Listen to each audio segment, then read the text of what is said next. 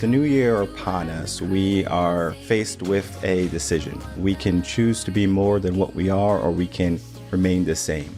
Our world is going to be divided almost like politics, where it's divided from Democrats to Republicans to genders, men and women, where now we have to look at, am I on the winning side? And it's not so much that we're on a winning side or a losing side, but can I be on the side that is going to promote and uplift one another? And today I said, I want to bring on a group of women who have done amazing things in their life. And I want to bring on individuals who are business owners, who are educators, who are coaches, who basically say, I want the world to be a better place. Each of the guests today on our panel, we're going to be talking about empowering women to be better in their life, not only in their relationships, their careers, personal and professional, essentially, but in all aspects, because at the inception of something new, that is when people typically say, I want to change. I want to do something different. The path that I'm on is not the path for me. So let's change it. And I believe when it comes to women, they do such an amazing job at empowering and lifting and asking for help. Men on the other side, we are a little bit more stubborn. But today we're going to be bringing on a wonderful panel of coaches and guests, as I said, to talk about empowering women in 2025. I would like to go around the room. I would start off with Whitney. If you can introduce yourself, tell the world who you are, a little bit about what you do, and then also please plug your website and socials. Well, I'm Whitney Prude. I am a pharmacist and also a health and wellness coach. I own my own business, Whole and Happy Living. And basically what I do is take women through a 16-week program really focused on health and wellness. And, a lot of what drives individuals, or especially women, to changing their health is that, they have excess weight that they want to lose. And so a lot of women that come into my program, they want to lose weight, but we focus a lot on, why did you get here in the first place? Why are you staying stuck? What's the root cause? Instead of just trying to change, food and kill yourself at the gym, how do we really address this in a way that you can get long-term lasting results and really transform your health and your life from the inside out? Ultimately, that's what I do. My website is mywholeandhappylife.com, and my Instagram's the same, at mywholeandhappylife. Perfect. And we're going to just jump right to Daina. Same thing. Hi, so I'm a nutrition therapist master. I'm an actual ex-civil engineer, and my own health journey brought me to a completely different field, which was studying holistic nutrition. I work with mainly women, 20s to 40s, who struggle with digestive issues and skin conditions like acne, eczema, psoriasis, and that was part of my own journey. So I have a very holistic approach to nutrition. Typically, the women I work with are already very health conscious. They've gone through the gamut of doctors. They've seen practitioners who told them they're fine, nothing wrong with them, but they feel like crap. And these symptoms are just not going away. So I typically lean on functional lab testing. We do a lot of gut testing to figure out what's going on. We change their diet, their lifestyle, work on stress management to really get them to a place where they feel really good. And my business is called Table to Crave. That's my website and my Instagram handle. Perfect. Arlene? Oh gosh, I'm in the company of amazing women. So my name is Arlene Cohen Miller, and I am a work-life balance and harmony coach for women and a transformational mentor for men and women. I'm also a Colorado attorney, a certified meditation facilitator, and I have a diploma in transformational holistic counseling. And obviously, I love learning, but I really love working with women and just helping them define that balance and harmony in their life in a way that works for them, in a way they can be flexible and adaptable, and a way that really meets their needs, who they are and where they're at, again, on a very holistic, kind of even spiritual level. My website is Jewel Consultancy, like the diamond. If you search the internet under Arlene Cohen Miller, you can find me on all social media sites. Aden, I know you're just hopping in, so we'll have to do backtrack a little bit. If you could just tell us a little bit about yourself, who you are, what you do. Fantastic. So hi, I'm Aden. I've been on the show with Michael before. My company is called Art of Change. I work as a consultant, speaker, and trainer, helping people in organizations communicate more effectively with each other and have better team dynamics. And I come from a background of improvisation, as well as the communication skills. I'm like a legacy. My company was founded by my dad, who is the best-selling author of Dealing with People You Can't Stand. So that's that's my background. That's where I'm coming from. You can find me on LinkedIn. Just look for my name, Aden Nepom. I'm the only one. And of course, if you feel like looking at my website and seeing what I do, that's artofchange.com. Perfect. And I do want to put a disclaimer out there. I know there might be some gentlemen out there listening to the podcast. You might think this episode is not for me. Well, this episode is for you because maybe one day you're going to have a wife, you're going to have a daughter, and you're going to want to know these things because here I'm surrounded by three, not only successful, but beautiful people, not just on the outside, but the inside too. The guests that I choose from my group episodes are handpicked. They're selected. I'm not saying, okay, well, you want to come on? Sure. You come on. Great.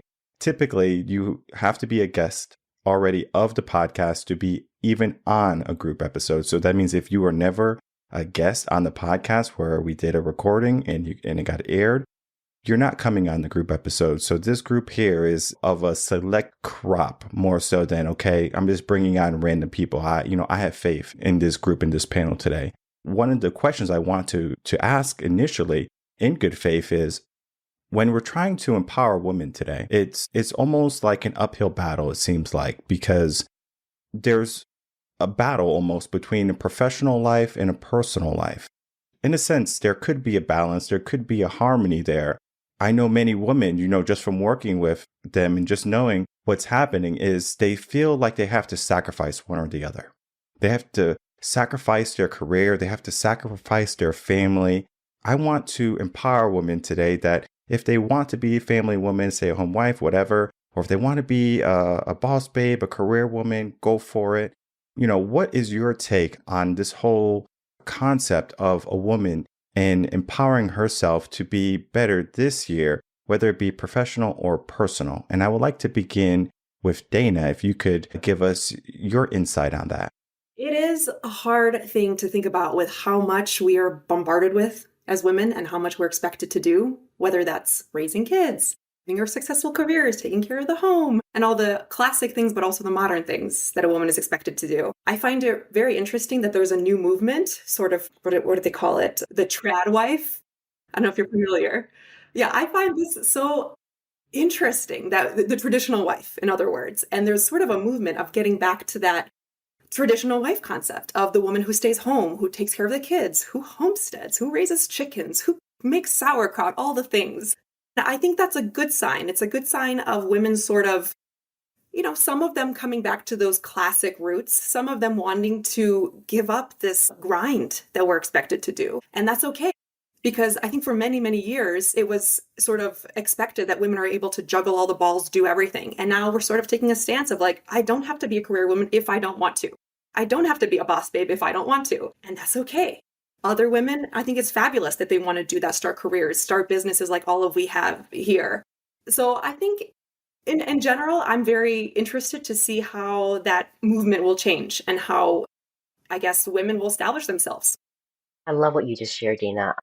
I really feel that we need to acknowledge that women are different than men. I mean, we actually physically, biologically give birth to a child. I think that it's really unhealthy to think that we can be all things to everybody. We can be absolutely 110% fantastic in business and 100% fantastic as a mom and 100% fantastic with whatever we eat and all the way we exercise.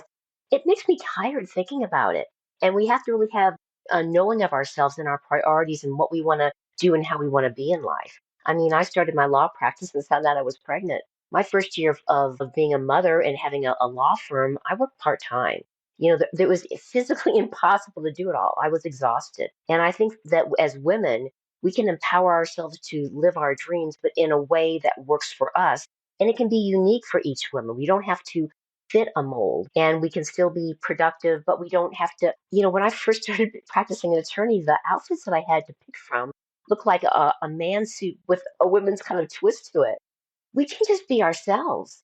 And I think that when we empower ourselves to really live our dreams, and maybe if we need a coach to help us walk through that, we can bring our uniqueness and our amazingness to the world, but in a way that doesn't make us like be a wet puddle on the floor because we've given away everything to everybody. We always have to come back to loving and appreciating ourselves and filling our cup with love so that we can go out and give what we choose to give to the world.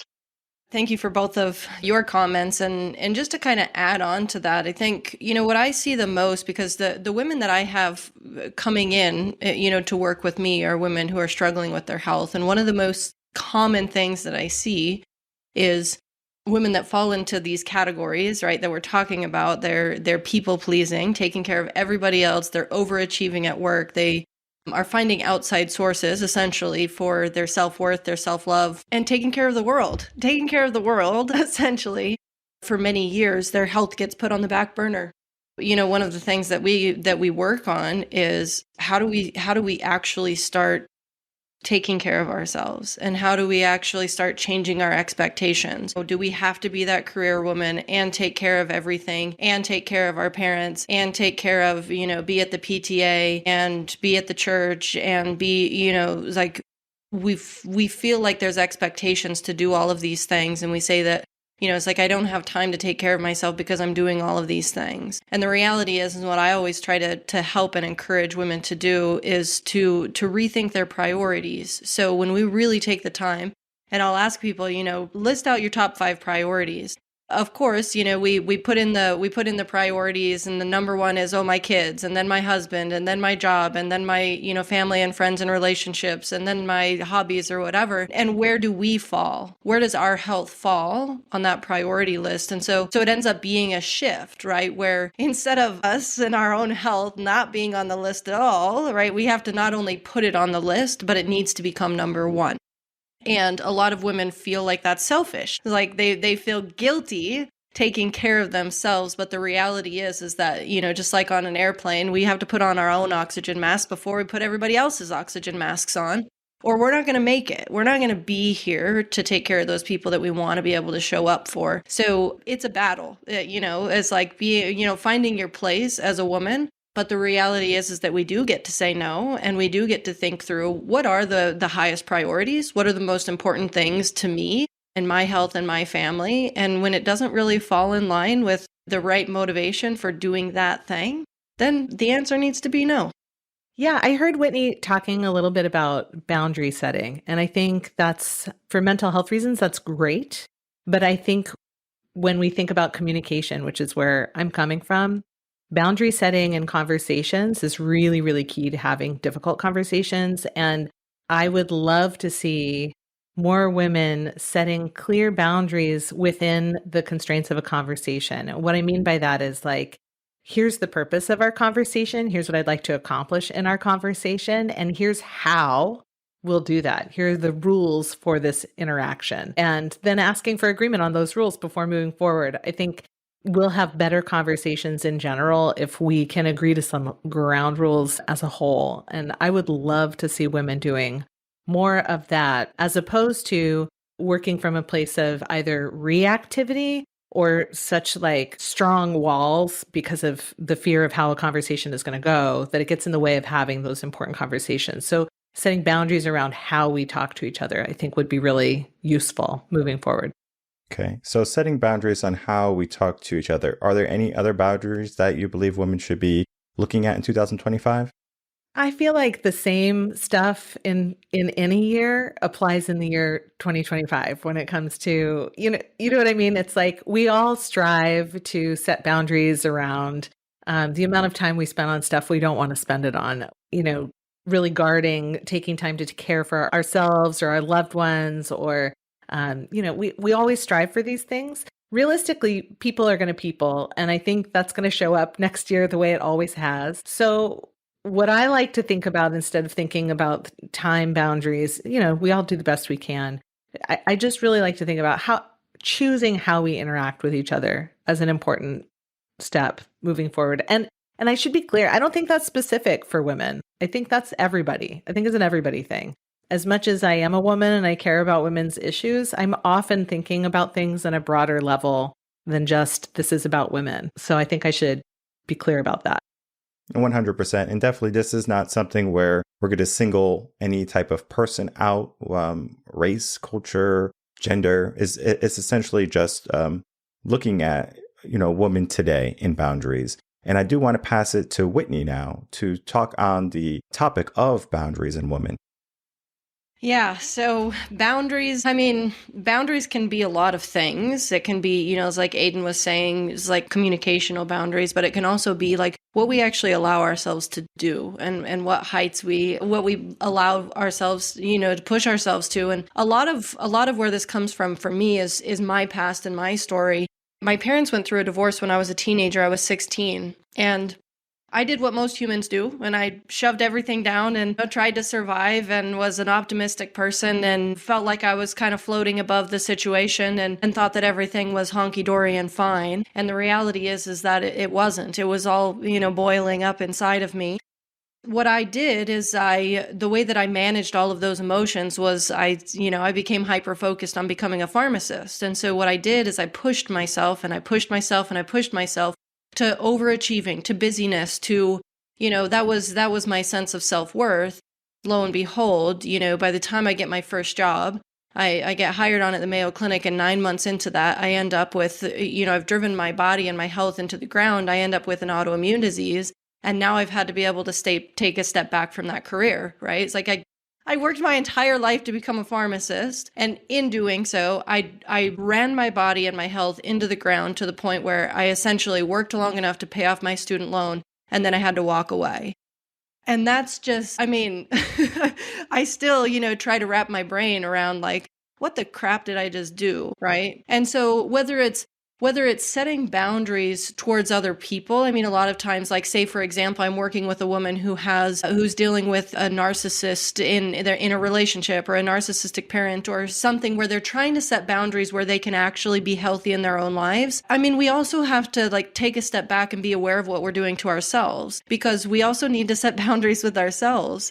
It's like I have the personality of an achiever, and so I'm just achieve, right? And recognition and be successful in all of these things. And the reality is that I essentially crippled myself from being able to achieve what I set out my whole life to accomplish. So it's just kind of a different perspective of like boundaries can come in every shape and size, whether it's people, whether it's with ourselves. And ultimately at the end of the day, right, we need to take a step back and have a little bit of self-awareness and self-compassion, understanding, and say, what's going on here? Right. And get the help that we need, and really analyze and look inwardly and see what is actually going on, and get the help that we need. Oh, well, I appreciate you talking about boundaries from the physical place. I work with my clients and myself with boundaries more energetically, because was sort of born, I didn't realize this until I was much older, kind of empathic, intuitive, and very sensitive. So the things that my parents might say to me, my brothers were fine with. They didn't even notice, but it sort of knocked me on the ground. And so one of the journeys that I've been on that started, I guess, in full force when my son was 3 and I got divorced, was he developed ADHD, and I was really looking for ways to heal him. And I studied a bunch of healing modalities besides what I shared, and was on a path to heal myself. And in the meantime, I really learned how to set really clear, strong boundaries energetically with myself that have really changed my life. And that's what I share with a lot of other people when I'm mentoring. And some of the things that we can do is that, I could put a really big golden bubble of protection around me. And I affirm that I am only open to the energies of unconditional love and higher. Love that's given freely with no expectation of getting anything back in return. So if anyone sends me any energy that's not about love, that's about fear, that's about trying to be an energy vampire and suck my energy or dump all their problems in my energy field, as long as I'm holding that nice, big, judgment free space, it's just going to sort of bounce off and go back to them. And, I also work on like filling my space up with light and love, like the clear white light and the rose pink eternal love of source, and working with cutting energetic connections energetically that are not about love. Because anytime that we talk to someone, anytime we think about someone, anytime someone thinks about us or talks to us, energetic connections are established. So even if it's someone you really love, if they're having a bad hair day or a bad hair moment, they're triggered by someone who cut them off on the road, or someone sent them a text, or they saw something about politics on the TV, whatever it is, and they have a big reaction. If those energetic connections that are not about love haven't been cut and cleared and cleansed, we're going to feel horrible, but we can't do anything about it because it's not our stuff. The only thing that we can clear energetically is our own stuff. So one simple way that we can handle that is just to visualize like the golden cylinder coming down around our bodies several times a day, just cutting energetic connections that are not about love. I mean, there's a bunch more. Like we can really work on being fully grounded and present in our bodies as part of our boundaries. If we're grounded and fully present and we're really here, then we're going to be like aligned to love and centered in our hearts. And we're not going to be able to be pushed over by other people pushing their itinerary on us. We're going to have that ability energetically and in our hearts to say no, like Whitney was sharing. Michael, can I also add something here? Okay, yeah, you can interject. One of the things that I'm really noticing in the conversation around boundaries coming up for me is something that I'm wanting for 2025 in general is actually a little bit of a removal of some boundaries. So I just feel like I need to say that as well. There's been a lot of walls up over the last, I'm going to say decade now, where people are uninterested in hearing other people's points of view or perceive somebody's disagreement on a particular issue. I think Arlene brought up politics as an example of something, and this brought this up for me. I just am such a big believer that, like, if we don't have hard conversations, then we just get farther and farther apart. I'm reminded of a family member who recently cut another family member out because of a political view, and that was their choice around protecting their own mental health. And I can't really say don't do that or poo-poo that idea. I understand why those hard decisions need to be made for some folks some of the time. But what I would love to see happening as we move into this new year, this is such a new opportunity to bring totally different energy into how we think about communicating with each other around hard topics. And rather than perceiving somebody's disagreement as a threat to your existence, for example, or a threat to your mental health, what if we can set up sort of what Whitney was saying, an internal boundary around that idea that says, well, actually, we can have different points of view. We're allowed to do that. And I can get really curious about what somebody else has to say without it being a threat to who I am, my ethics, my morals, whatever. I can get really curious from a genuine place. And I just would love to see more of that happening around the hard stuff, which I think Michael will probably be not a surprise to you that I feel that way. But it's something that like is coming up for me as we're thinking about boundaries is like, what if there's also an opening? What if there's also a removal of a few boundaries? What if we experiment with that idea? Can I add to that just really quickly? So I think, Aden, I'm glad that you shared that. I think it is important to recognize that, like, yes, we can in terms of communication, right, that we're kind of getting rid of those boundaries, but I think a lot of it all comes down to, like, how much do we care about ourselves? Like, where's our own self-worth? Where's our own self-love? Because when we're grounded inside of ourselves, right, then we can accept all of those hard conversations and it doesn't really faze us. Like, we can be open. It's like, oh, great. That's what you know, that's your thought. That's your perception. That's, that's where you stand, and that's perfectly fine. And I love you anyways, and you can love me. And I think a lot of it comes from really embracing who we are and being confident in who we are and having that genuine self-love and self-worth inside of ourselves, so that we're not seeking that from other people, and that we're also not allowing other people and their opinions, their views to destroy us, right? Like, anyone can have all sorts of views that they want, but when we're really grounded in ourselves and we know where we stand, right, then we can have those conversations, and we don't need them. We don't need to be offended by someone else's view, and we don't need to, the world can function around us, and we're happy functioning in ourselves, and we can be open to those types of things. So it's also, focusing on building our own strength so that we can handle those types of conversations. I really like the twist on this conversation happening right now, because I completely agree. And I think the two words that just really stand out, and the two words to remember, are open and curious. Like, that is really what we should all be tapping into whenever we find ourselves in an uncomfortable situation. And I think that's a really good thing that you pointed out, Whitney, of if you're not able to accept someone else's view and it triggers something so that you feel that trigger, that's a time to question yourself. Why is that triggering me? What is this about me that's making the situation much more difficult than it might be for another person? So if you find yourself disagreeing with someone's political views, medical views, whatever it might be, it's like, why is this happening? And what inside of me is triggering this? So I love that. Back to actual boundaries of what we imagine boundaries to be. I actually went to a breathwork ceremony a couple weeks ago, and that was a big topic that we talked about in the breathwork ceremony, boundaries. And I just thought a really good practical tip that I came out with was one of the ways to set a boundary more of a personal setting here, but to really be clear. And the practitioner was saying, clear is kind. The quote that I walked away with, sort of her examples that she gave, was when you're in a situation where you need to set a boundary, the way to phrase something could be something like, I know I used to host people, but that's not something I'm doing anymore. Or I used to speak openly about my relationships, but that's not something I'm doing anymore. And I thought that phrase was such a good one because it's such a knocker if you're in that uncomfortable situation where it just sort of ends the topic of, that's not something I'm talking about, that's not something I'm doing, I'm sorry, it's kind, it's clear. So if anybody finds themselves in a difficult situation, I feel like that phrase is a really good one to keep in your back pocket. And can I add one more thing to the conversation since I sort of got it going here? I completely agree with you, Aden. So what I was talking about, when we set boundaries, we're setting them for ourselves, but when we have those boundaries and like everyone has shared and we feel aligned to love and centered in our hearts and really strong, then we can have those conversations. They're not going to bowl us over and we're not going to be judgmental like that. And I love what you were sharing, Dana, because that's one of the things I bring back to myself. My joke with myself is I used to meet a lot of people that I thought were arrogant and self-righteous and know-it-alls. And I got this really clear signal that I needed to look at myself and really clear what was in myself that was there. And it's like, oh, that's humbling. But, when we bring those things back to ourselves, when we get triggered and find ways to clear them and let them go, then all of this stuff comes together that we've been talking about today. And I just wanted to throw that into the mix as well. Perfect. And I love how the group episodes evolve. I don't have to give directions saying, okay, you can interrupt people. It's fine. Typically, I allow most of the things. If people are going to be rude to someone, I fix that. But typically, all of the guests that I bring on, like I said early on, all vetted. They know how to be cordial. They know how to have a good conversation. There's no issue there with, bringing on people with different views and different ideas.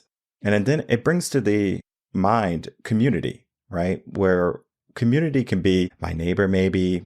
It could be maybe just my family, my friends that I known from high school, college, whatever it be. Sometimes in those communities, we can create echo chambers where we say, you know what, I'm only going to be around the people that have the same views as me, who have the same energy as me, whatever it be. I want to talk about, are those communities a good thing? Are those communities, something that we could be changing? Because I think what's happening in America, especially, is that we are no longer united, but we're divided. Because we can easily say, I'm going to only be around the people who have the same ideas and beliefs as me.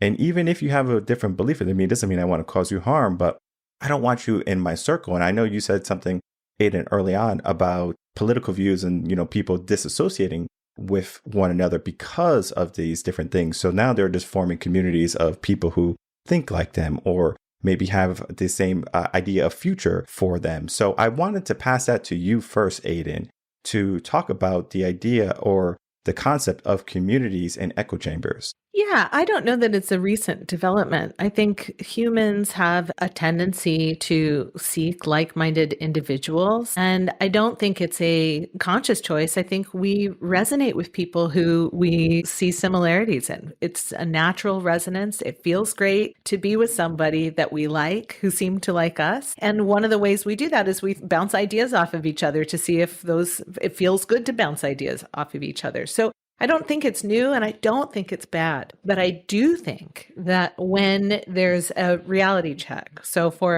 let's just get into it, right? We just had a presidential election. Our president-elect was elected to some in an unsurprising way and to others in a devastating way. So we're having these two completely different perceptions of a thing that just happened. It happened.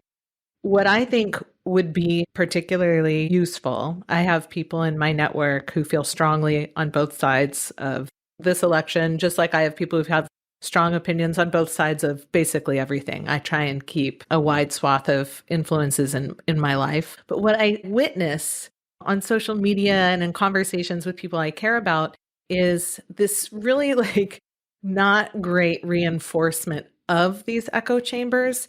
A bunch of people piling on with a sort of message of this is devastating. And if you think this election result is good, you should not be in my network of friends. You should leave the circle of friendship now. I don't want to hear what you have to say. And likewise, on the other side, where it's I couldn't be more thrilled if you didn't vote for my candidate, you don't like this result. then I'm enjoying seeing you suffer. Like, it's like neither of those are healthy messages, and it doesn't help unite that division that we have. So, which is like a no-brainer. And if you say it to anybody, you're like, hey, this behavior is really dividing behavior. They're like, yes, I know, but I can't emotionally do anything different right now. So looking at that, knowing that people feel like they have to do a thing because emotionally they're in a place, maybe the goal isn't to fix bad behavior in an immediate sense. This is, please bear with me, this is a think out loud here. But I'm like, maybe this is something I've been trying to get people to do for years and years and years, is to be on their best behavior with each other. And maybe that goal is just like an impossibility. Maybe we should just acknowledge that humans are going to human, but maybe we can set a time limit on being horrible to each other. Like, let's do that for 5 minutes and then regroup. You know what I mean? Like maybe if you need to gloat on social media, or if you need to grieve on social media, maybe like set a 24-hour time limit on that. And then maybe reach out to somebody who has a different perspective to you to get genuinely curious. I'm not saying that people need to be best friends with people who disagree with them on the important things, but I would suggest that expanding your point of view is always useful. Understanding what other people have to say, always a good idea. If you can do it, in my experience, the more you do it, the more you want to do it. And then you end up with a network of people like I have, which is really very varied in their perspectives. I have people who are like, DEI is the worst thing in the world. And then I'm also friends with people who are directors of DEI programs in corporations and her clients. And I can have interesting conversations with all of them. There's overlap in what people care about that they don't get to notice because they're too busy digging in. I love having those varied perspectives within my network of people. And I get that not everybody feels that way. However, if we can push each other or push ourselves to just get like 10% more curious, maybe that would help. You know what I'm saying? Like, so that was a little longer of an answer than maybe I needed to give, but it was I'm just thinking ahead. It's like, maybe asking people to be on their best behavior always is just unreasonable, but maybe we could all do 10% more, you know? I'd like to talk about something. One thing that, social media is amazing, right? But it comes with a lot of negatives, and that is one negative. The things people say on social media, they wouldn't ever dare say out loud to someone's face. And I think that's a good check. Before writing anything on social media, posting, commenting, it's like, would I actually say this thing to a person's face? And you likely wouldn't. So I think that's also your 10% better, or get your anger out in 5 minutes and then you're done. Another strategy, just, be nice and be on your good behavior always, social media or in person. So I think that's one thing to think about. Just in general, finding that community. I think the people to think about in your community, who are those people that you could say anything to? And even if they don't agree with you, they'll still be your friend. They'll accept you. They'll listen. They'll be curious. I think about those people in my life, and there's not many of them. From different friend groups with different views, I have a couple stragglers who I know I can say anything to, and they won't disown me, they won't defriend me. So I think that's a good check for all of us to be like, can I become that person? Can someone come to me with anything they want to say, and I won't judge them, and I'll still remain their friend? And if everyone worked on that, we wouldn't have these echo chambers. Yeah, I will say I have noticed there's been a bleed over from social media into how people interact face to face, which is so wild. So for the last, since social media became a thing, we got used to this idea that you could sort of scream into the void and then, but we still behaved with decorum in person. What I'm noticing and what I'm hearing from clients and organizations is the communication is degrading face to face because people are now used to saying whatever's on their mind without a filter.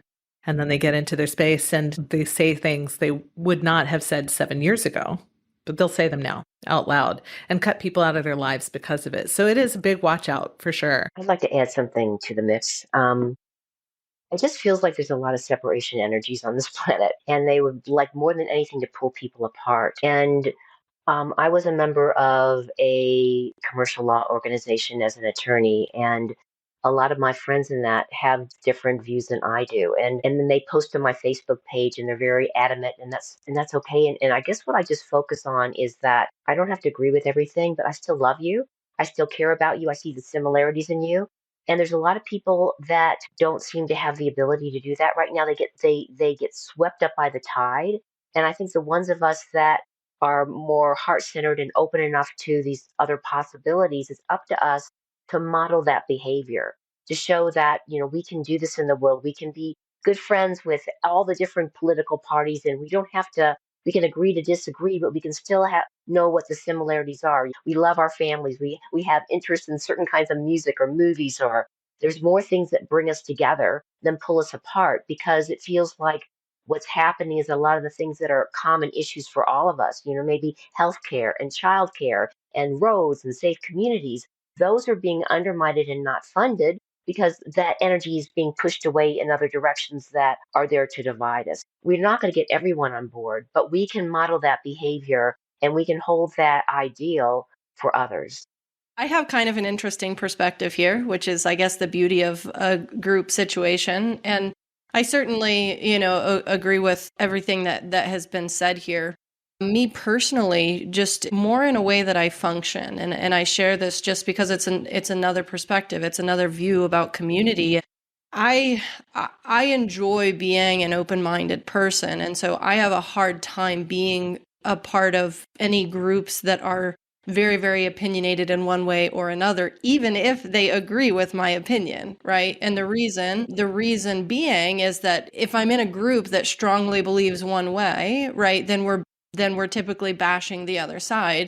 And I don't really want to be in that community, even if we hold the same opinion. And so when I was 21, so 16 years ago, I gave up social media completely. And the reason that I walked away from social media is because I could feel the anxiety inside of myself in the likes, in the need for attention, in the, it's like how the comments and different things like that were actually affecting me as a person. And so I walked away from social media. And even when I started my business, it was very hard for me to get back on social media. But I was like, okay, as a business, I'll get back on social media. But even still, I hate posting. I have a VA and someone who manages my social media. And she's like, you gotta give me content. And I'm like, it's just, it's not an area where I thrive. People are like, well, who do you follow? I don't really follow people unless it's inspiring and uplifting. And I think that we get to choose where we put ourselves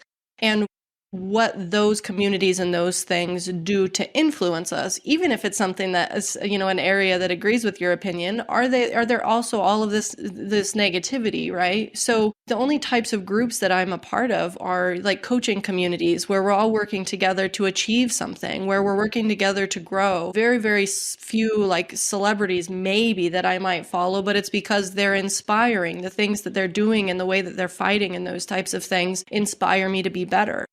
And so, and in thinking of kind of like what I do, like a community that's actually beneficial is, women will come into our community and they're all working to be healthy. They're all working to lose weight. We're encouraging one another. We're trying to achieve our best. And I think that again, in talking about boundaries, even within communities, like we get to choose where we put ourselves, right? We get to choose what types of things we have that are influencing us. My husband, he loves to listen to podcasts about politics and stay on top of the news and all sorts of stuff.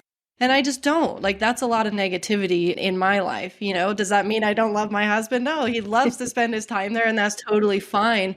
But for me, right, I don't have, it just doesn't resonate with me, and it doesn't help me to feel uplifted and encouraged. And so you got to choose where you spend your time and what you allow to influence you. Do you really want to be there? Is it bringing you down or is it bringing you up? And I would encourage people to choose communities and to choose environments that are building you up, that are helping you to grow, and not, choosing one side or another. And even if it's your viewpoint, then tearing down the other. Let's work together. Let's love ourselves. Let's love one another, and let's work towards a common goal.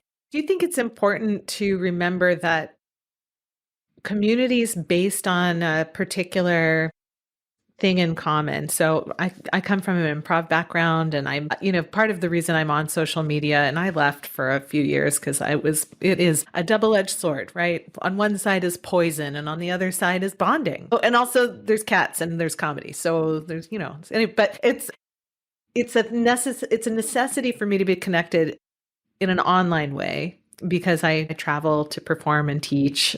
This is a community of people bonded around a specific idea, which is doing improv, doing theater, performance stuff. Inside that community are people who have differing political views, who are rooting for different sides in a particular war, who are, whatever. And I do think that it's important, whatever community you are part of, whether you're in a knitting circle or a book group or whatever the interest is that draws people together, because again, it makes perfect sense for us to want to be with people who feel good to be around. And I would encourage more of that. Feeling good is great. You know what I mean? But remembering that there are different points of views on other stuff within that community. And it's not necessarily particularly useful to assume that just because we have X, Y, and Z in common, that we also have A, B, and C identical. It is the differences that makes us particularly unique and interesting in this world of there's so many billions of people here. It's great that we're not identical in our views and interests. Bonding over the things that feel good, let's keep bonding over those things. And the things that are different, maybe approach those with more curiosity. And be understanding and accepting. Yeah. And of course, I agree with you, Whitney. You have to make choices at the end of the day about where you want to spend your time and energy. If politics isn't lighting you up and one of your friends, that's all they can talk about, regardless of whether you agree or disagree, maybe it's a boundary. Hey, I love talking about knitting with you. I don't really enjoy talking about politics. My mom has a walking buddy. They've bonded over their tiny dogs and going for walks. And my mom does not love politics. And her walking buddy really loves politics. So on more than one occasion, when they've been off walking and talking, my mom has had to say, hey, I'd really rather not spend our time together talking about this because I enjoy spending time with you when we don't talk about that. And I'd like to add something else to the table too, because I've taken a step back from watching so much about politics recently because it's really hard to do. But I also really feel passionately that if I'm going to be a driving force for love, for improvement, for evolution and growth, or whatever we're doing from whatever angle on the planet, I have to be somewhat informed. And so that I need to keep up with what's going on in the world. Maybe not everything, because sometimes it just feels like, oh my God, I just can't turn it on right now. But find ways to listen to some, at least in certain sound bites. So I do stay somewhat up to date with what's going on, and at least on a feeling basis, have some sort of knowing. I have some friends that are really, really into it, and I like to hear from them that watch this or do that, so I don't have to sift through everything. But I really feel it's part of my, as much as I wish it wasn't, sometimes my duty and responsibility to stay a little bit up to date. Perfect. Now we are at the transition point. If you guys remember, we are going to be passing the host to someone else. Now, I'm going to be a ghost host, meaning that you're not going to ask me any questions. Now, if you do want to ask me a question, feel free. I'll be more than happy to answer any questions if you want to ask me a question. I'm going to start with Arlene. Arlene, you're going to be our first host today. You're going to ask the group of questions. It could be pertaining to something we said, if you wanted to elaborate on something. Maybe something that you have a yearning to ask us. Maybe you're working on something and you just wanted to kind of bounce off some ideas. So similar to how I was a host, you get to choose who goes first. Okay. But before you do that, of course, ask us the question. Okay, well, I want to ask a question that a coach asked me about 2 weeks ago that just sort of threw me like, oh my God, it felt like so expansive and amazing. And she just said, Arlene, if there was no limits in what you want to accomplish, then, I was talking about some goals, this next year. There's no limits whatsoever.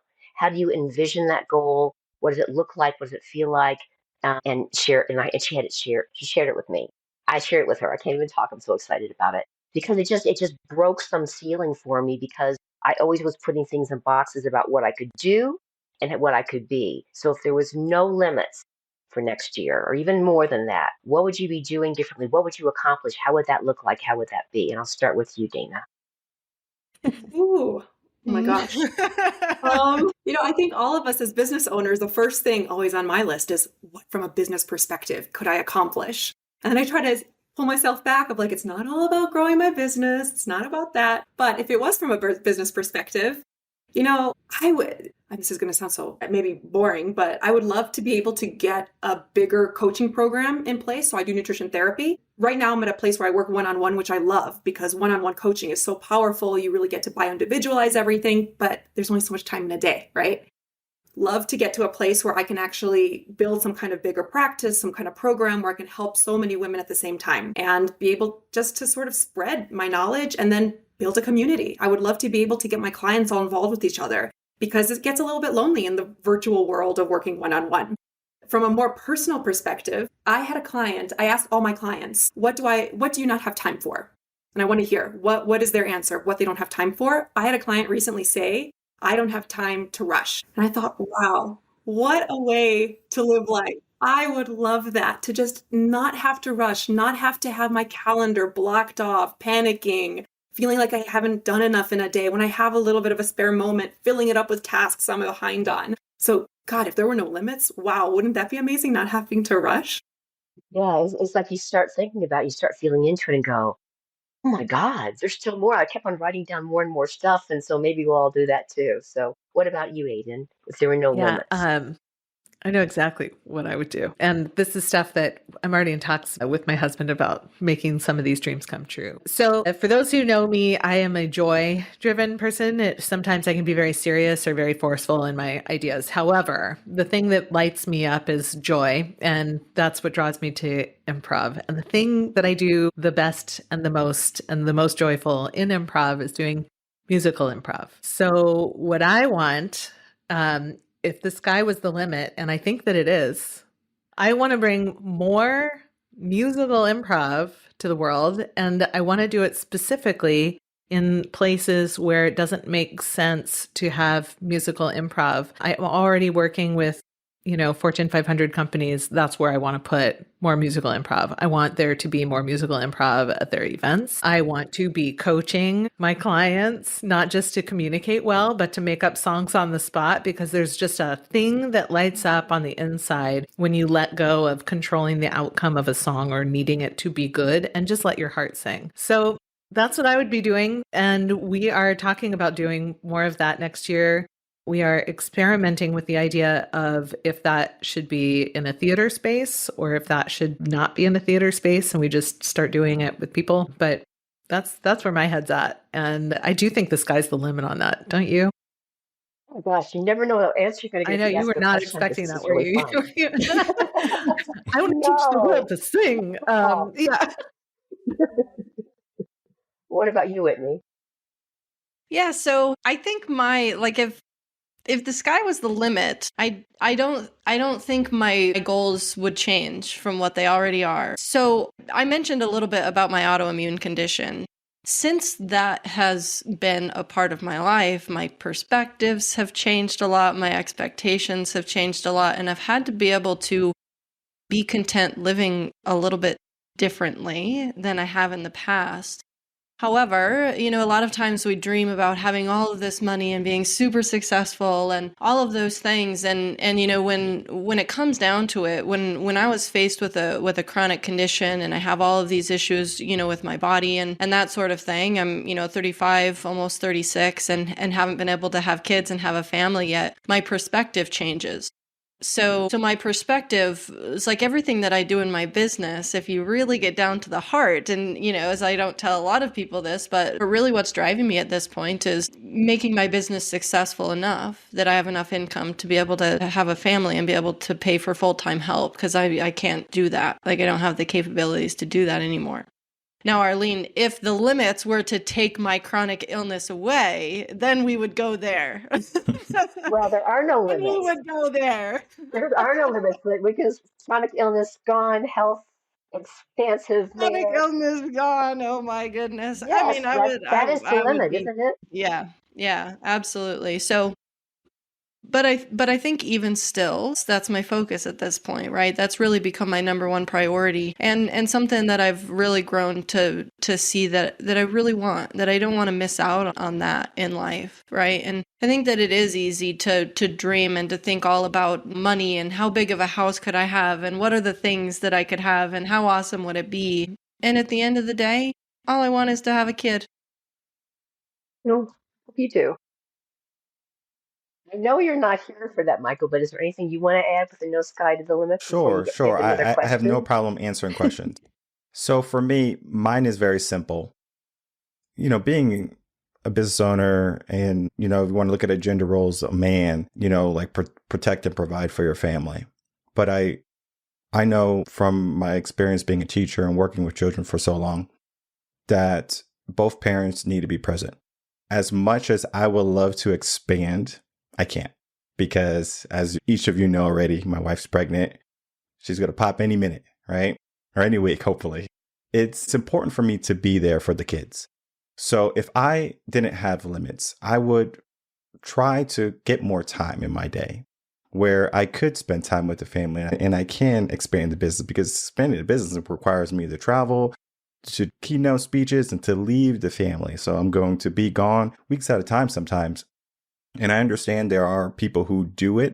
But again, from my teaching background and working with children for so long, I know the negative effects to that. If it doesn't matter who, it could be a son, daughter, whatever, the father not being in the picture for any extended period of time doesn't have good psychological effects on them later on. So it's good to be present, even as much as you want to make money, even as much as you want to put your name out there and be pronounced. It's something where I feel there's a limit, but I'm not afraid of that limit. Because I understand something very well. There are only going to be kids once. They're going to be adults forever. So that's basically my limit. So your limit is to be the best dad you can possibly be. Yes, No but limit. then also to have the business be the best it can be too. So it's kind of like you have like a battle, like who's going to win. Am I going to focus on the business solely, or I'm going to focus on the family? Now I do a good job doing both, but if you look at the amount of days I spend, 4 out of 7 days go to the business, 3 days goes to the family. I would love for all 7 days to go to the business, but again, I understand that I have to be there. Well, thank you for letting me have this opportunity. That was really fun. Yes, of course. And we're going to Whitney as our next host. So my question will kind of steer along the health and wellness realm, just because that's my area of expertise. Now, you're all successful women and striving to run your own businesses and be successful. But that comes with a lot of barriers and trying to balance your time and not overdoing it. So something that I think could be really valuable to those that are listening: how do you prioritize your health in your day to day so that not only, do you show up for your business, but you're able to actually show up for everything else in your life? And we'll go with Aden first. I wish I could say that I have mastered this. I think that would be so cool to be able to be like, don't worry, everybody, I got this figured out. Let me tell you the secret. But I'm a human being, which means I'm a human doing. It's always a balancing act. I fluctuate pretty wildly. I come from my dad was, he still is a naturopathic physician. He's just retired. And he was the president of the Naturopathic Medicine Institute. And, he's been a huge influence on how I think about health. And I always come at it from a natural health standpoint. That being said, so like I try and make really healthy eating decisions. And I also am a human married to a dude who loves to eat like sweets and yummy stuff. And that's in the house. And like, I like to eat yummy stuff too. So I don't want to live a life filled with restriction, because then that does not nice things to my brain. So I don't think I've got this figured out just yet. All I can say to anybody who's trying to live a life that is healthy in terms of the nutrition you take in, the time that you spend, the sleep that you get, the self-love that you give, like cut yourself some slack. Like when I end up watching something on YouTube or TikTok or something, which I don't spend a lot of time doing, but when I do, inevitably somebody's telling me the secret to good health, which is the opposite of what somebody else shared. So I really think self-forgiveness is the best we can ever hope for. Thanks, Aden. Daina. So this is something that we work on a lot with our clients in the world of nutrition and health coaching. And for me personally, the thing that I've learned and the thing that I teach my clients is it really is about planning, because there's only so much we can rely on discipline and motivation. And as humans, we don't have much of that, especially when we have yummy snacks in the house, or we come home at 6 p.m. and we're starving and nothing is made. I mean, Clearly, we don't have the discipline to cook for an hour and a half. So the more I can plan, the more my clients can plan for those moments, the more successful you're going to be in keeping your health in tip-top shape and being ready for it. What Aden said, we're not expected to be 100%. Nobody should expect to be 100% because that's stressful and that takes all the joy out of healthy living. So finding those moments when you do fall off your plan or you have that delicious treat, and again, calling it a treat, not calling it a cheat. Another big thing we talk about, because that puts really bad energy around something. If you're calling it a cheat food, no, it's a treat food. So enjoy those cookies or candy when you are eating it. So I'd say planning is the one thing that really, really works. Is that for you as well as for your clients? Oh yeah, definitely. Okay. And I've just put it into my life, right? After years of doing this, I know that I cook dinner. I luckily enjoy cooking. I cook enough for about 4 to 6 meals. So we have leftover lunches, a little bit left over for the following dinner. Don't want to eat the same thing for 4 nights. So it's like all planning and figuring out what works for you, but definitely finding those strategies and then sticking to them. And in the moment, they kind of suck. Meal prepping sucks. You don't want to do that on a Sunday afternoon, but it sets you up for success for the rest of the week. So yeah, living for your I future. do have a hot tip I've discovered this winter, and I can't believe it's taken me this long. Just, you were talking about how you cook enough for leftovers. This is my hot tip that I've discovered by accident. My husband loves to cook in volume, which is great. And one of the things that he makes, this was the discovery, is like this stir-fried dirty rice, but it's turkey instead of, whatever. It's lighter, but it's whatever. It's still stir-fried. But here's the discovery. So I was like craving soup. We had some of this. So I put a scoop of that in a bowl and I threw some chicken broth on top and threw it in the microwave and had the best soup I've ever had in my life. And I'm now addicted to what I'm calling leftover soup. Whatever we have in the fridge that's left over, I throw it in a bowl with some chicken broth. And that is my lunch. And I believe this has made a delicious soup. But like we did tacos the other night. I threw like literally a tablespoon of refried beans and some of the chicken that we made, like a squeeze of lime and some chicken broth. And I was like, it's amazing. The beans actually broke down and made like a rich, I'm just saying, try leftover soup. It's a time saver and it's delicious. Awesome. Thanks, Aden. Yeah. And Daina, thanks for that as well. And Arlene, what are some things that you do? Well, I'm always striving towards this, and this is my choice, but I always share with my clients as well that, and I got this from one of my friends, is that the most important thing that we can do for the food that we make is to actually put our love into it, which is what I'm hearing from you guys. When you put all this love and joy into your food, that's what you're eating and how you're nourishing your body. And so I highly recommend that, as well as just putting that self-love and that self-care into ourselves the best that we can. However that works for us, however it works for the audience, we all have our little ways that can really nurture and support ourselves. It's always important to give that to ourselves every day. For myself personally, I have a yoga practice that's like my game changer. Like it's active enough and it's soft enough to get things out but to feel better. And for me, it's like nature. Just get out. I'm gonna have a window over there. Get out and breathe in nature. Walk around. Be grateful for how beautiful it is. I mean, we have like the views, the mountains of Colorado out the window back here, and we all have something to be grateful for, especially outside. And when we get stressed with food or whatever it is, go outside and breathe, look around you. It's kind of adding the mixture to the soup that you created, Aden. Yeah. Fresh air is Throw it all into the soup. fresh air is great. And Michael, what about you? I think it's important to get a male's perspective as well. Well, for me, when I think about the question, I think about lifestyle. I think about what would you like to be able to do in your life? For example, I know from my mom and my dad, they are getting up there in age. They have 2 dogs, but other than that, they don't have a reason to get out and to be healthy. But when we have grandbabies around them, oh, let me tell you, they're running around, they're moving. And one of their goals becomes, I want to be able to do the things that I love. That they want to be able to run with their grandkids and to lift them up and, to chase them, etc. And I think what I would like to do is I would like to be active in my kids' life. It doesn't matter if I'm 50, 60, whatever. I should be able to do the things that, they expect me to do. So I'm rising to the expectations. So my health, it comes down to diet. It comes down to physical fitness, how many days you want to go into the gym. I think if you can become disciplined in just those little aspects of life, you're going to go so far. I'm reading a book. It's called The Mars and Venus Diet. And it talks about how different types of hormones and different types of foods affect men and affects women, and how you can leverage certain meals of the day, certain types of foods. What type of foods do you need? It's like like omega-3s and like things like that. Just incorporating these little things into your diet, it gets you to be more active. And I think that's where many people should begin. They should look at their diet and they should say, hey, let me figure out how I can get more energy. Because I know the New Year's, everyone's like, let me go to the gym so I can get more energy. But their diet has been struggling.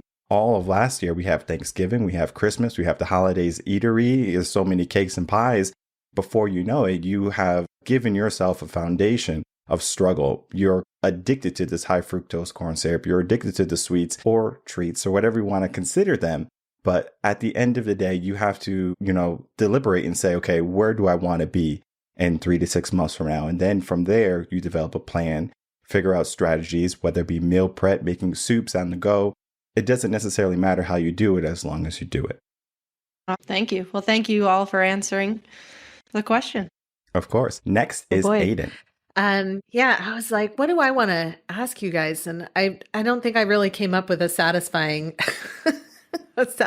question. So I think what I'll do instead is just share something that I've read recently and get your thoughts. Is that cool? Yes. So, especially Michael, I'd like to include you in this because this is about kids. And this is not my area of expertise. I work with adults. But what I recognize is that the kids today are future adults. So these are my future clients in theory. The idea I'd like to run by you and just get your reaction to is, on the one hand, parenting and school counseling and influence in general has steered towards really like making emotional space for children, really trying to check in with them on like, how are they feeling? And what I noticed in our own home is like, there isn't a big push. Like I experienced growing up, there was always like push to make a choice, push to do a thing. Don't let people, push you around was something that I was told while being pushed in particular directions.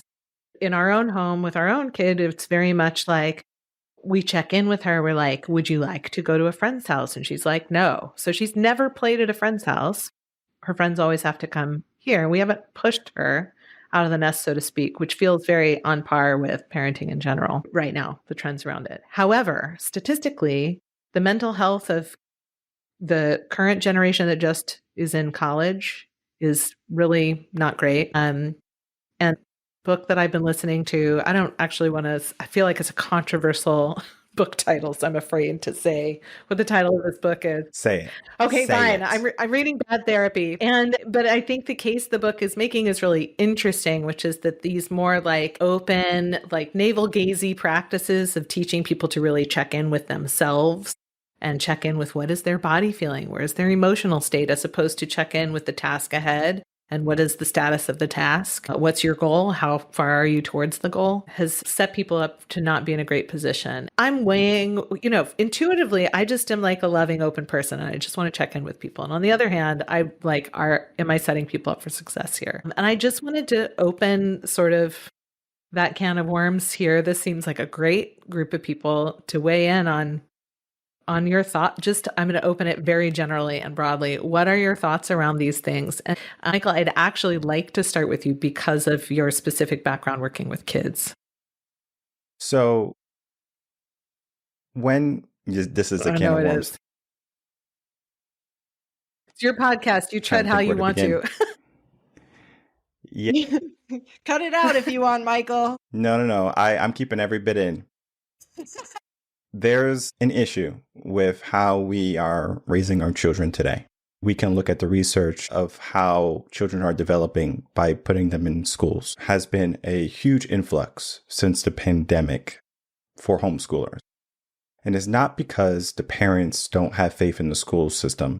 It's just that they do not want to have adults later on that need to get coaching or need to get therapy. They understand that schooling is a great way for them to socialize. It's a great way for them to get an education, or maybe even to get out of their hair for a little bit so they can breathe.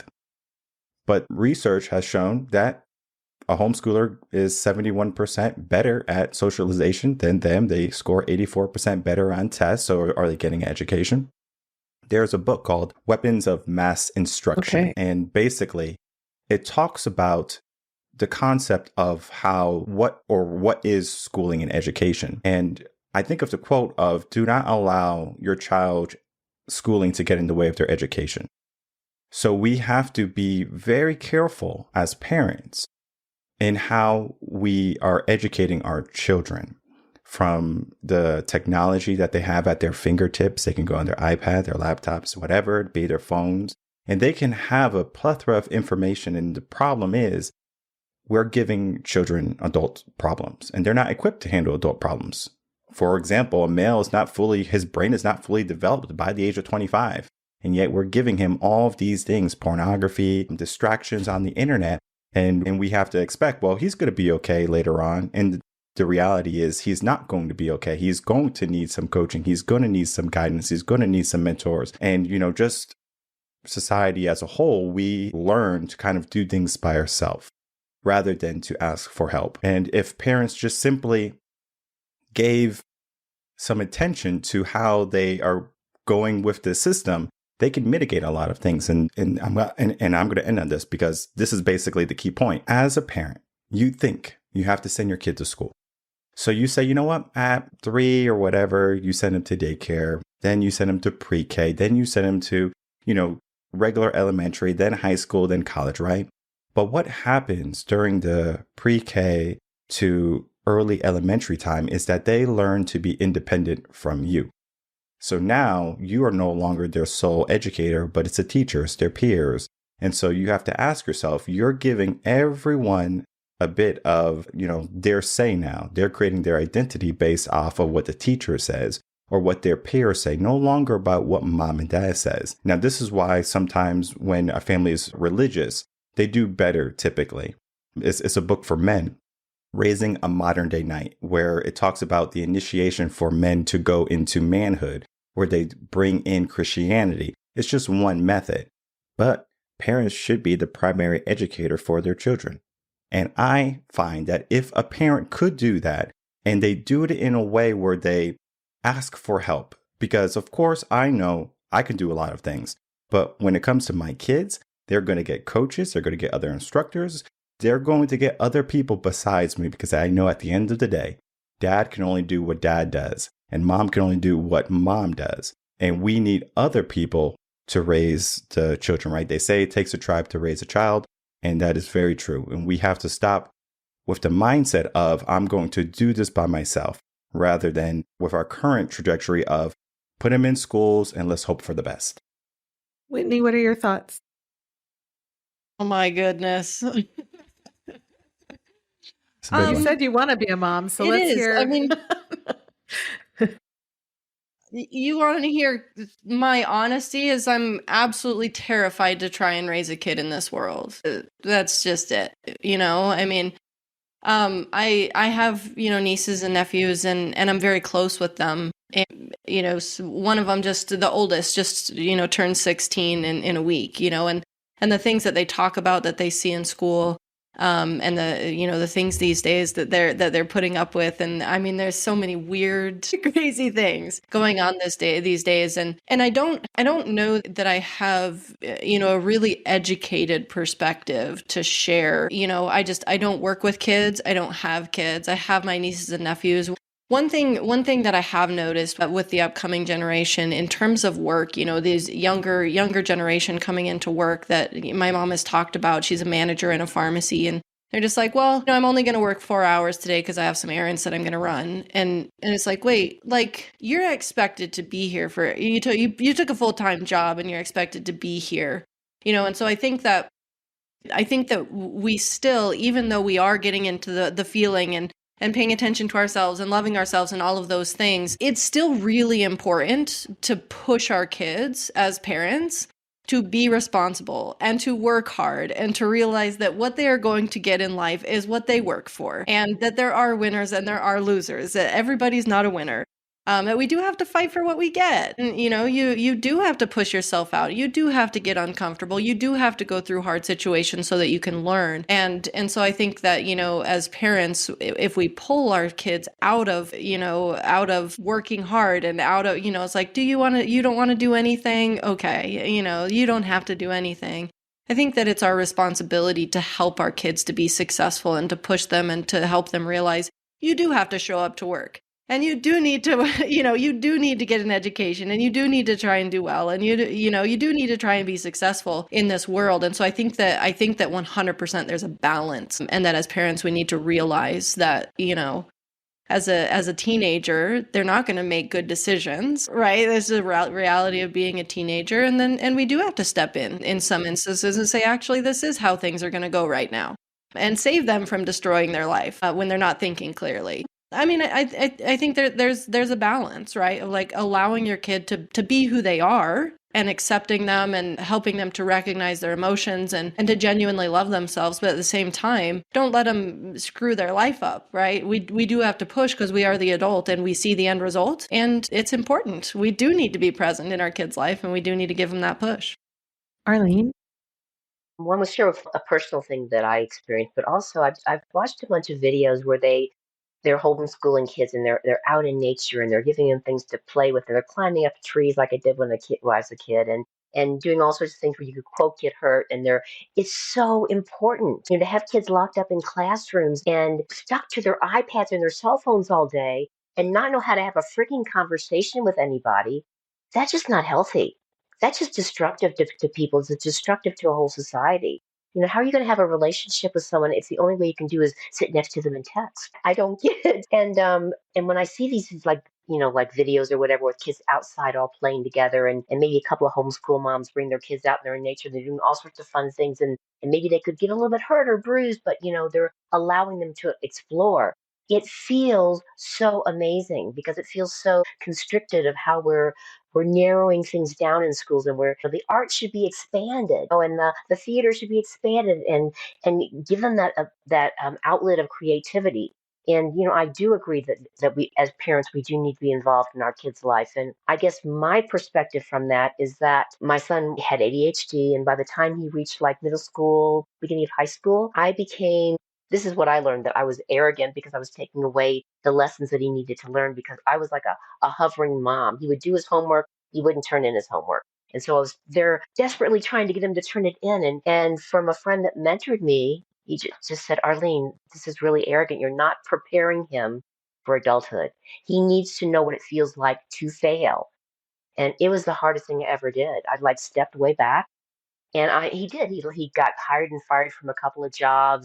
He did make it through college, which was totally amazing to me. Best thing I ever did for him to step back and allow him to fail. He has his own little business now. He's this really successful entrepreneur. He actually works with kids. He's a chess instructor. He's amazing at it. And I don't think he would be the kind of man he is today if I hadn't had the humiliation just to go, you're right. I need to step back. We need to allow our kids to have experiences where they can fail. And if they do fail, how to pick themselves back up and start all over again without us babying them. And that was a real big learning curve for me as a mother and sort of looking back earlier where I could have done that before. Thank you. Daina? So, I mean, I don't have kids. Hopefully soon we'll have kids with my husband. But I completely agree with Whitney. It is terrifying to think about the kids that we're bringing into this modern world because, all of us were teenagers, definitely 10 plus years ago or so before social media. And the world is different with social media. And we learn about the detrimental effects of modern day technology years later. And at that point, we've exposed an entire generation to these effects that really disrupt their social skills and completely change their personalities and all the things that come with things like social media exposure. So really the only thing we have control over is how we raise our kids in our own home and our relationships with them as parents. And what Michael was talking about, the people that we expose them to who are their other guides and the people who basically expose them to information and all the things. So I'm actually reading a book about how to raise kids, sort of. It's called Good Inside by Dr. Becky Kennedy. And I'm sure it's a book that I'll come back to as a parent, but it's how to deal with kids when they're very difficult. Basically, emotional regulation is something that they're learning. How do you deal with that as a parent? How do you not blame yourself? Because we're all good inside, both as parents and the kids. It's just how do we communicate properly? So that's something that I'm working on to prepare myself for the day that I do have kids, because there's so many things that I can't control, but that is one thing that I can control. Can I add something there? I've seen a couple of really awesome videos about parents helping their young children emotionally regulate, because when children are young, they do not have the ability to emotionally regulate. That's why they need us to hold them and love them. I had an experience like that with my granddaughter, who is now 15, and I took her to PetSmart, one of those pet places that have because she wanted to see all the fish swimming around and see the birds and everything. And it was one of those busy Saturdays, and so I insisted that she get in the cart so I didn't lose her and she didn't run off. She was not happy.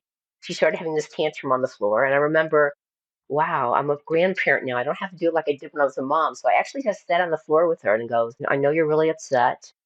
I know you don't want to get in this cart, but I can't risk you running away from me in this big, huge store.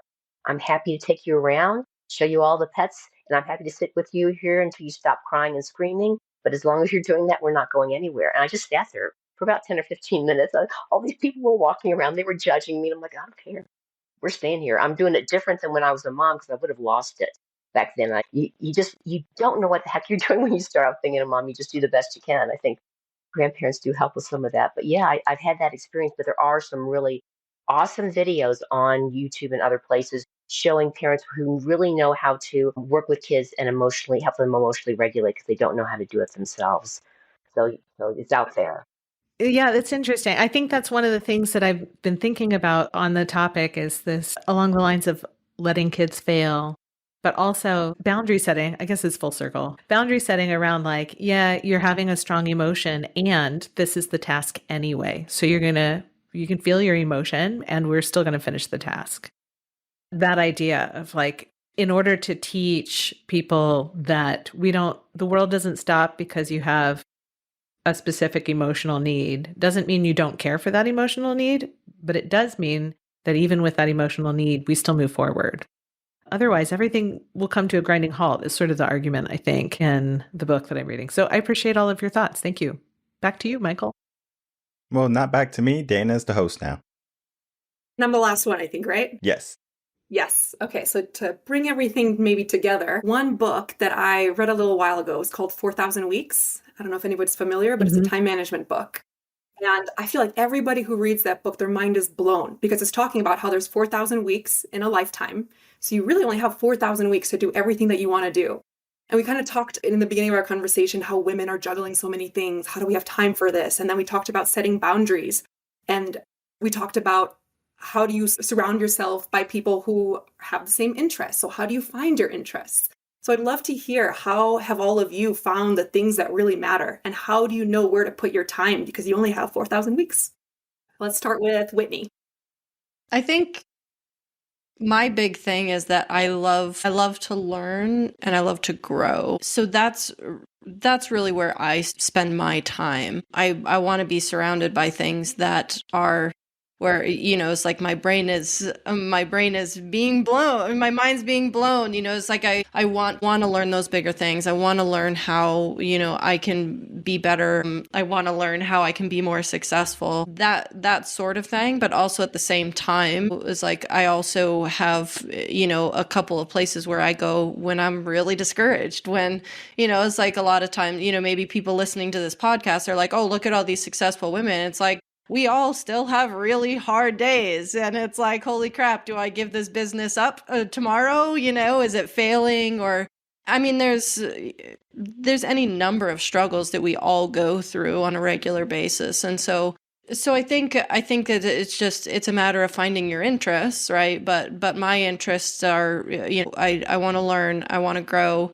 And then I need that one place where I go when things get tough to give my own self a little bit of motivation, encouragement, inspiration to say, hey, you got to keep going. You got to keep pushing, like things are going to work out. And today's just a bad day and we're going to keep going. And so that's kind of It's what I enjoy. I don't love sitting in communities and just, talking about just things here and there. It's just not me. It's just not what interests me. So it's just a matter of finding what interests you, but finding what helps you to be your best self is ultimately, at the end of the day, what I would recommend in terms of where people go.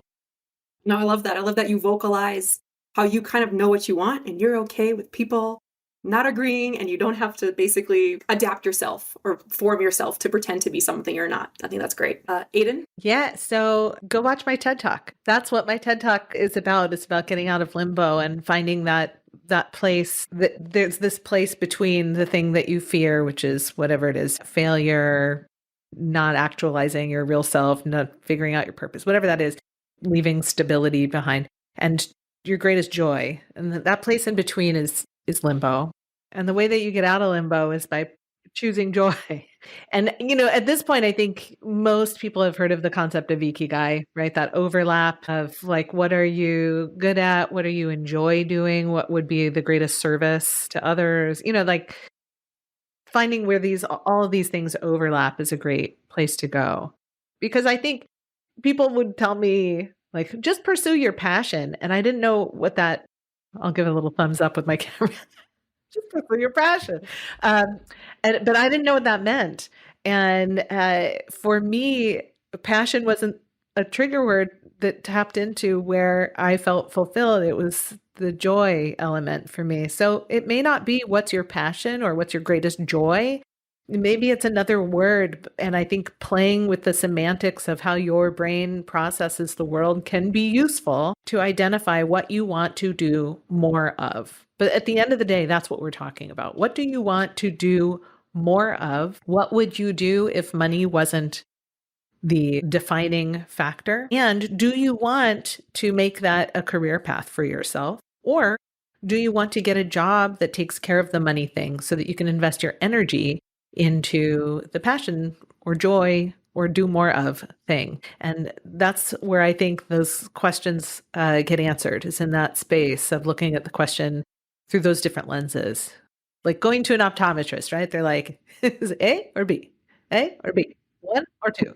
So I think, playing with how you ask yourself these questions is how you land on that. And it is A-okay if the answer for some folks is, I want to just have a job that takes care of the basics so that I can spend my mental and emotional energy on the stuff that is most fulfilling. People sell that short all the time, but there are jobs that run our society that need being done. Picking up the trash, selling the foods, all of these important jobs that are not about your greatest passion, but will definitely help you put food on the table so that you can invest in your greatest passion. And if you can turn your passion into a career, do that. But there's not a correct path. There's only the path that you choose. No, that's great. It's equal. Live to work, work to live. Yeah. You get to choose. Neither is the right answer. And I did not prompt her TED Talk. Yeah, go check it out. I think I will have to listen to that. Perfect. All right, Arlene, what about you? You said the question one more time. I was like so into what their answers were, I forgot what the exact question was. It was basically that we have so limited time with 4,000 weeks to live, as the book describes. How can we choose? How do we choose what to do in that little bit amount of time we do have in a day? Well, first of all, we don't want to do it with stress and anxiety. We want to say, we want to let go of that fear and that stress and anxiety in any way we can. I sort of have like a meditation mindfulness practice, and I also do yoga, whatever works for you, so that when we do make a choice of how we're going to spend our time, and it's really from the heart, because still we still have to do some of those things that are like, well, I have to balance my checkbook and pay my bills, and that's fine. We need to take care of those basic fundamental things, but really have more time for what really lights up our heart. Yeah, we need to take care of ourselves so that we can do that. I think we need to be flexible and adaptable, because maybe to take another step towards what Aden said, but just another side of the diamond, maybe some weeks it's, I'm putting all this work, this time into my job, and I really love it, even though it's just to put food on the table. I really love, you know, dealing in the meat department, or I really love checking out people at the grocery store. And maybe other times it's like, oh, I really just feel like reading this book and helping myself to evolve and grow and to be, a better, clearer, brighter coach or mentor, whatever we do. So I don't think we need to put ourselves into a definite slot, but we need to feel into maybe on a daily or weekly basis, how can I best serve? Where do I want to invest my energy this week?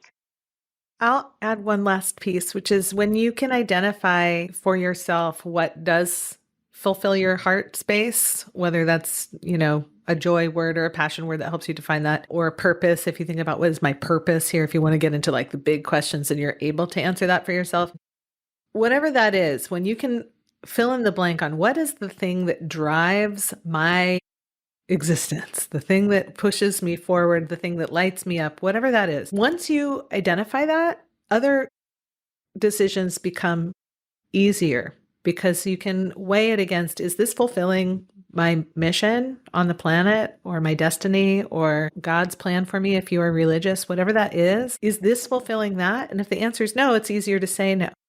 Yeah, the Marie Kondo, right? I Of all love the things that. in our Yeah. life. Does this bring does this bring you joy or whatever the other word is? And then you start, kind of putting things into their little categories and saying yes or no. All right, Michael, take this puppy home. All right. Do you want me to answer your question or just I want you to answer the question, of course. Okay, good. Well, I would say something along the lines, and I'm sure everyone probably has heard about this, is like life can be seasons where you're a kid, you're a teen, you're an adult, you're a parent, maybe a grandparent, or aunt, whatever. We go down these seasons essentially, and every season is different. Some people live in places where there's only 2 seasons, right? That's fine, right? You can live in New England. You get all 4. You get winter, fall, spring, summer, right? They're all different. You live by the water. It's very humid. You don't like the humidity. Don't stay there.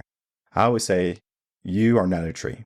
You can choose whatever you want. You're not stuck where you are.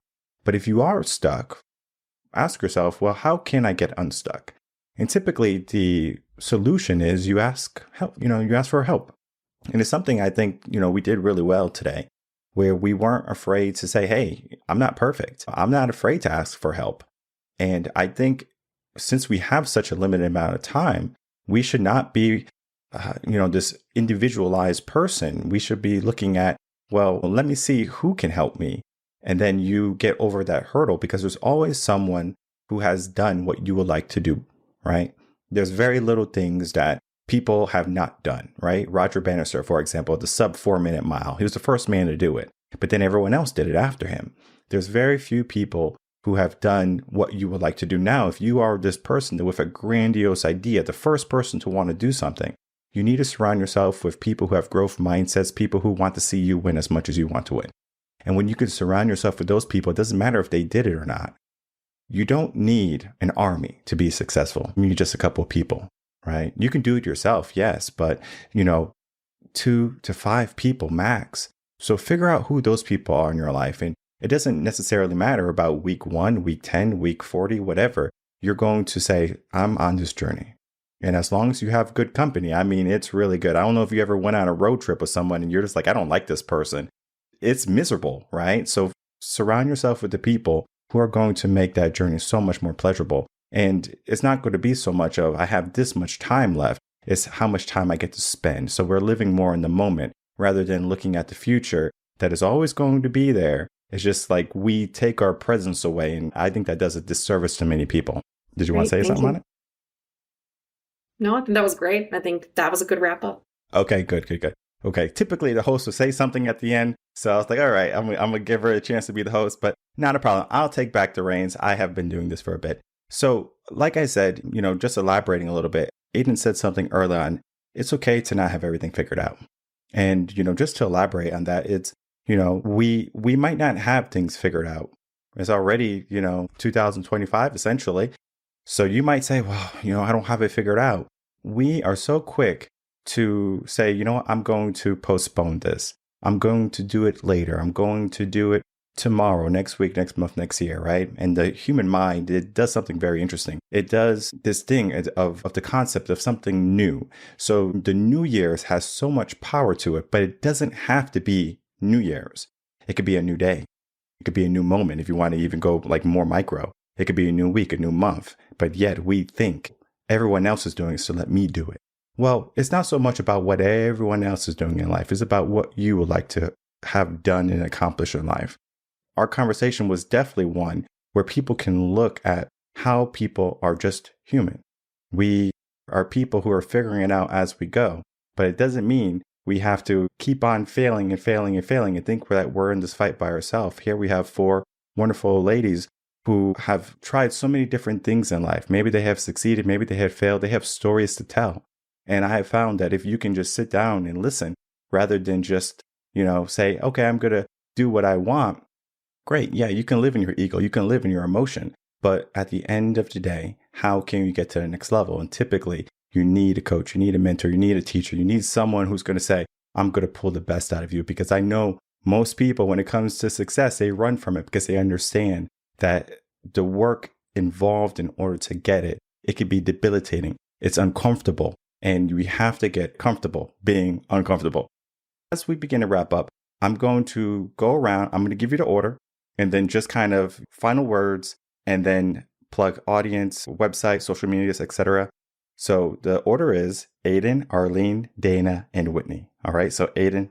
Just to reiterate, new moment, new opportunity, new year, new opportunity. If we're limited to 4,000 weeks, Daina, then that's 4,000 weeks of opportunity, keep going until you can't go no more. That's what I'd say. And as far as trying to find me out there, it's, again, my name is pretty easy. There's only one of me. So just connect with me on LinkedIn, message me if you have questions.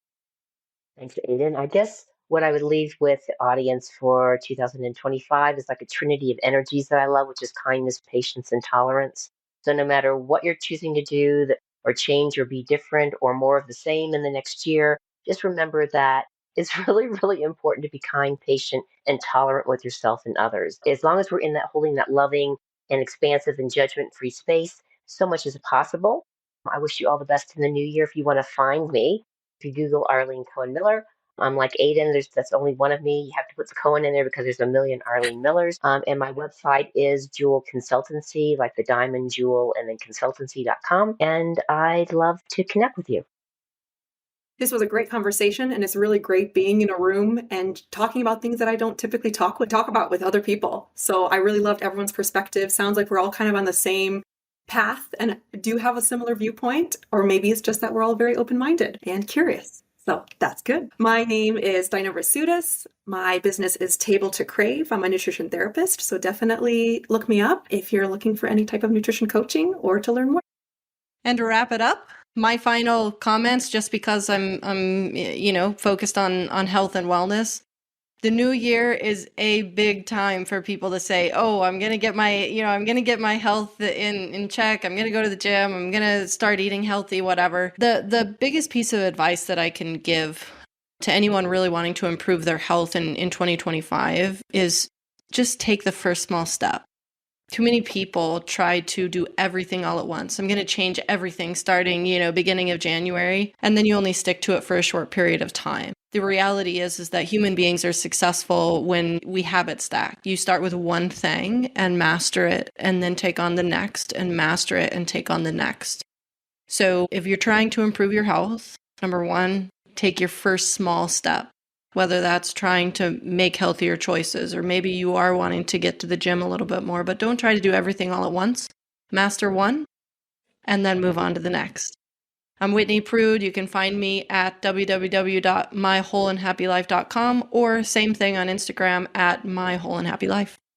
Perfect. And if you haven't done so already, all the links are going to be in the description box below.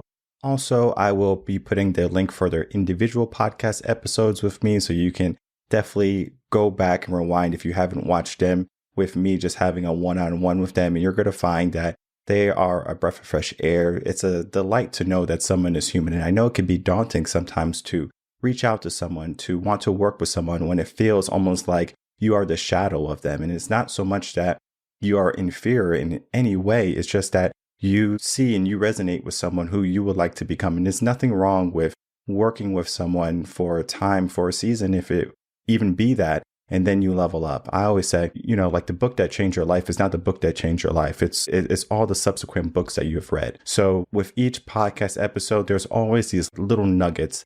When you're looking for gold in the river, you find all these little flakes. And if you melt it all down, then you get a nugget, right? And eventually you get a bar. And that's life, right? It's the little things that we have to look at. We have to look at our practice every single day. Not so much of my life is so difficult. Let's look at the difficulties and let's start to break them apart little by little. If you order a pizza, for example, you're not going to put the whole pizza in your mouth. Okay, if you do, I hope you know, like you have someone in your house that can, know CPR. We want to make sure we're taking bite-sized bites. We chew our food. We make sure we do the things that we have to do. And it doesn't just have to be eating. It's everything, business, relationships. All of it requires a step-by-step process. So like I said, all of these wonderful ladies that came on, wonderful conversation today. I encourage you to check out their socials, check out the website to learn more of how they can help you in all aspects of your life. Because like I said, we are human. There is no perfect. And if you can realize that sooner than later, you're going to be in a better place in 2025. So thank you, ladies, for coming on, spending some time sharing your thoughts and your wisdoms with us, and also having a cordial conversation.